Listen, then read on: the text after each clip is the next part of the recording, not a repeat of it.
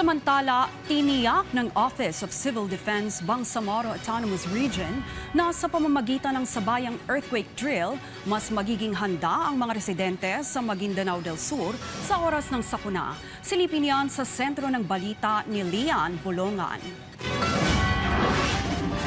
Sa hudyat ng Serena, sabay-sabay na nag-dock, cover and hold ang higit 800 kalahok sa second quarter National Simultaneous Earthquake Drill ng Office of Civil Defense Bangsamoro Autonomous Region sa bayan ng Talayan, Maguindanao del Sur. Layo ng aktibidad na matiyak ang kaligtasan ng lahat tuwing may lindol. Sa kanyang mensahe, iginiit ni Mirna Angot, Officer in Charge ng OCD BAR, ang kahalagahan ng aktibidad upang mas mapalalim pa ang kahandaan ng publiko sa panahon ng kalamidad. Yung sinasabi natin proper execution ng dock cover and hold, tinuturo natin sa kanila. Do alam naman natin na isa lang ito sa mga paghahanda na ginagawa natin na mas malaliman pa natin ang ating paghahanda. Paano mapalakas yung ating system. Ginawa rin sa aktibidad ang simulation exercise ng evacuation, search, rescue at retrieval, medical response, incident management at mga gawain ng Emergency Operations Center. Sa second quarter, pili po namin ang bayan ng Talayan dahil gusto nila matestingan yung kanilang contingency plan on earthquake